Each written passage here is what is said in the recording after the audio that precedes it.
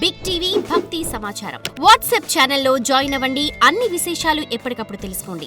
మామూలు రోజుల్లో ఉపవాసం ఉంటూ ఉంటారు. మరి శివరాత్రి అనేది చాలా ప్రత్యేకమైన రోజు కాబట్టి మరి ఆ రోజుకి మిగతా రోజుల్లో ఉండే ఉపవాసానికి మధ్య తేడా ఏంటండి అసలు? చాలా మంచి ప్రశ్న. అంటే చాలామంది తెలుసుకోవాల్సినటువంటి అంశం ఇది.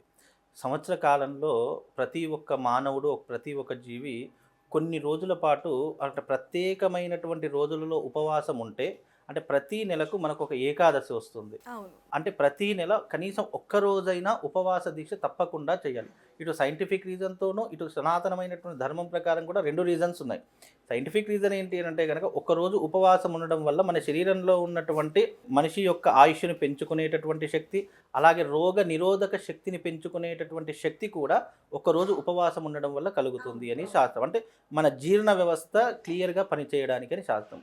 అలాగే శాస్త్ర ప్రకారం ఏంటి అంటే కనుక మనం ఏదైతే ప్రత్యేక రోజులలో ఉపవాసం ఉంటామో ఆ రోజులలో ఉపవాసం ఉంటే అది భగవంతుడికి అంకితం చేయబడుతుంది, ఇటు ఆరోగ్యపరంగా మనల్ని శరీరాన్ని రక్షింపజేస్తుంది అని శాస్త్రం. కాబట్టి ప్రతి నెల ఉండడము ఎవరికైతే అలవాటు లేదో కనీసం అంటే ప్రతి నెల ఒక్కరోజు ఉపవాసం ఉంటే సంవత్సర కాలంలో 12 రోజులు ఉపవాసం ఉన్నటువంటి విధంగా ఉంటుంది.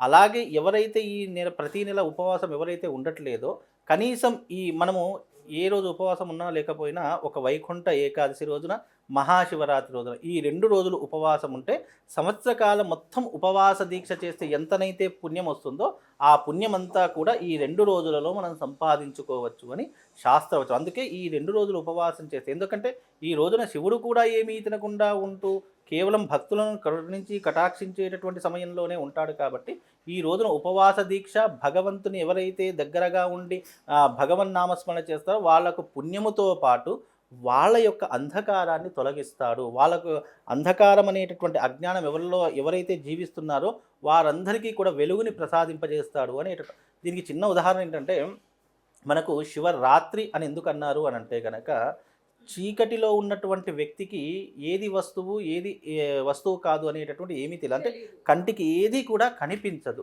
కాబట్టి కంటికి కనిపించకుండా చీకటిలో ఉండేటటువంటి వ్యక్తి ఎలాగైతే బ్రతుకుతున్నాడో వెలుగు అన్నదానికి అర్థం ఏమిటి అని అంటే కనుక ఒక చిన్న దీపము అని అర్థము.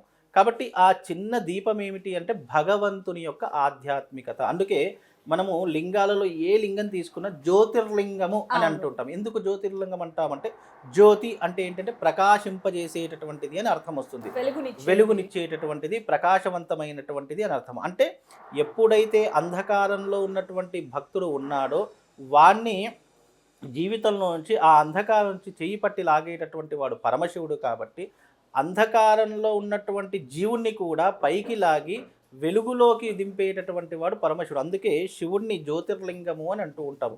అందుకే ఈ శివరాత్రి రోజున ఎవరైతే శివారాధన చేస్తారో వాడి అంధకారం అంతా కూడా తొలగిపోతుందని శాస్త్రవచనము. గురుగారు, మామూలుగా ఒక శివరాత్రికి అంటే ఈ శివరాత్రికి ఎవరైనా ఉపవాసం లేకపోతే మళ్ళీ వచ్చే శివరాత్రికి ఉపవాసం ఉండకూడదు, మళ్ళీ సోమవారం వస్తేనే పట్టాలి అంటూ కూడా కొంతమంది అంటూ ఉంటారు. అది వాస్తవమే అంటారా?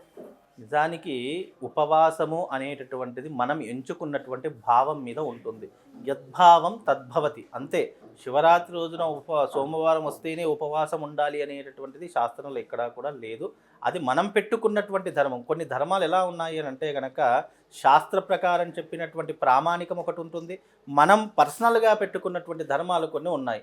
అంటే ఎవరికి అనుకూలాన్ని బట్టి వాళ్ళు ధర్మాచారం చేసేస్తున్నారు తప్ప శాస్త్రం ఏదైతే చెప్పిందో దాని ప్రకారంగానే ధర్మం నిలుస్తుంది. కాబట్టి మనము ఎప్పుడైతే ఉపవాస దీక్ష చేయాలని సంకల్పం సంకల్పానికి మించినటువంటి గొప్పనైనటువంటిది సృష్టిలో ఏదీ లేదు. సంకల్పం అనేటటువంటిది ముఖ్యం. ఈ రోజు నేను ఉపవాసం ఉంటాను అని నువ్వు సంకల్పం చేసుకుంటే అది ఏ రోజైనా కానివ్వండి, ఉపవాస దీక్ష చేయడం మనిషి యొక్క కర్తవ్యం. అంతేగాని నేను సోమవారం శివరాత్రి వస్తేనే ఉపవాసం ఉంటాను లేదా మిగతా రోజులు ఉంటేనే ఉపవాసం ఉంటాను అనేటటువంటి నియమాలు ఎప్పుడూ కూడా పెట్టుకోకండి. ఎందుకంటే మనము యూనివర్సల్కి ఎప్పుడూ కూడా అతీతమై ఉండే శక్తిని పొందాలి అని అంటే కనుక మనలో ఉన్నటువంటి దైవిక శక్తిని తెలుసుకోవాలి. అసలు ఆధ్యాత్మికత అంటే ఏంటి? ఇప్పుడు మరి ఏ శాస్త్రం తీసుకున్నా, ఎన్ని పురాణాలు తీసుకున్నా ఒక్కటే చివరకు ఫలశీర్షికలో ఒకటే చెప్తూ ఉంటారు. ఎప్పుడైతే భగవంతుని నువ్వు నమ్మడం మొదలు పెడతావో అప్పుడు నువ్వు నమ్మిందే శాస్త్రం అవుతుంది, నువ్వు చేసిందే ధర్మం అవుతుంది అని భగవంతుడు ప్రతి ఒక్క శాస్త్రం 18 పురాణాల్లో అదే ఉంటుంది, ఉపశీర్షికల్లో, అలాగే ప్రతి ఒక్క ఫలశ్రుతిలో కూడా ఇదే ఉంటుంది. నమ్మకమే నీ భగవంతుణ్ణి నిన్ను రక్షింపజేసేటటువంటిది అని అర్థం. కాబట్టి దానికి అలాంటి నియమం లేదు. ఈరోజు శివరాత్రి, ఇప్పుడు ఆదివారం శివరాత్రి వచ్చిందండి, ఆదివారం శివరాత్రి వచ్చింది కదా అని చెప్పి ఉపవాసం ఉండకుండా ఉండలేం కదా. ఆదివారం అంటే ఇంకా అందరు చాలా ఎక్కువగా తినేటటువంటి అవకాశాలే ఉంటాయి. కానీ ఆల్మోస్ట్ 90% శివరాత్రి వచ్చిందంటే కనుక చాలా మట్టుకు ఎవరు కూడా అందరూ కూడా ఉపవాస దీక్షలోనే ఉండేటటువంటి ఆచారం ఉంటుంది. ఏదో కొంతమంది ఉపవాస దీక్షను పట్టించుకోరు కాబట్టి అలాంటి వారి గురించి మనకు అవసరం లేదు. కాబట్టి ఉపవాస దీక్ష చేయడం అనేటటువంటిది భగవంతుని మనం దగ్గరగా చేసేటటువంటి ఒక మార్గము. భగవంతుని చేరుకోవడానికి అనేక మార్గాలు ఉన్నాయి. తపస్సు ఉంది, జపం ఉంది, తపం ఉంది, హోమం ఉంది, పూజాది క్రతువులు ఉన్నాయి, అర్చనలు ఉన్నాయి. అందులో ఒక భాగమే ఉపవాస దీక్ష అని అర్థము.